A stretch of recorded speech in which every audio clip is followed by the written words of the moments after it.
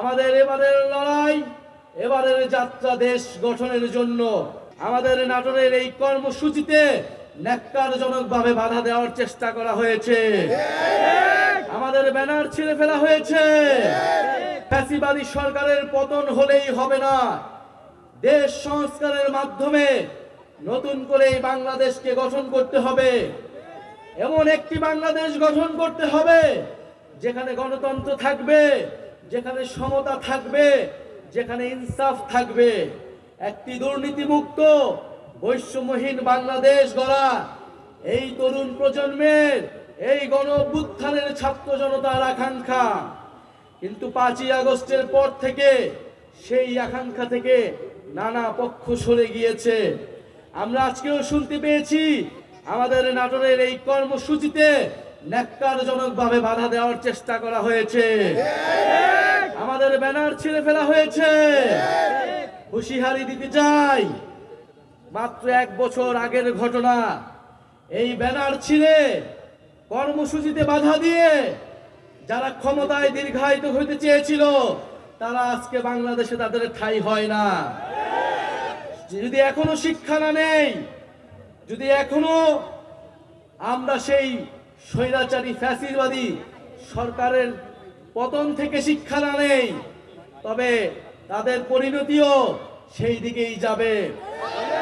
জাতীয় নাগরিক পার্টি আপনাদেরকে কোনো মিথ্যা আশ্বাস দিতে এখানে আসেনি।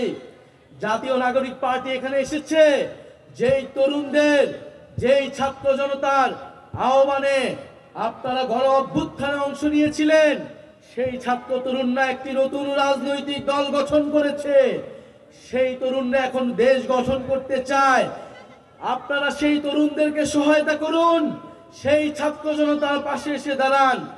আমরা বিশ্বাস করি ঐক্যবদ্ধভাবে আমরা যেভাবে ফ্যাসিবাদের পতন ঘটিয়েছিলাম সেই একইভাবে আমরা এই বাংলাদেশ বিনির্মাণ করতে পারবো।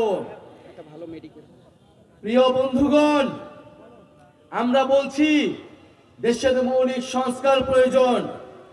আমরা বলছি জুলাই ঘোষণাপত্র দিতে হবে। আমরা বলছি গণ অভ্যুত্থানের সাংবিধানিক স্বীকৃতি দিতে হবে।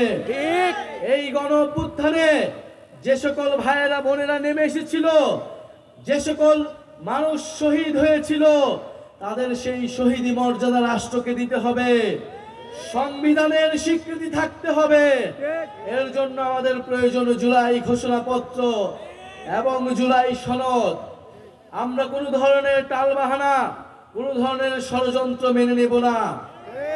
আপনারা আস্থা রাখুন, যেভাবে গণ অভ্যুত্থানে আমরা আপনাদের প্রতি কমিটেড ছিলাম, আমরা আপোষ করি নাই।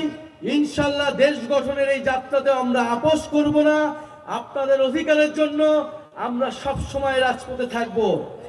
যারা নাটোরে দায়িত্ব নিয়েছেন তাদের প্রতি আন্তরিক ধন্যবাদ এবং কৃতজ্ঞতা, যে নাটোরে একটি শক্তিশালী নেতৃত্ব হয়তো আমরা পেতে যাচ্ছি, যারা নাটোরের মানুষের পক্ষে থাকবে, চাঁদাবাজ এবং সন্ত্রাসকে এই নাটোরের মাটি থেকে চিরতরে নির্মূল করবে।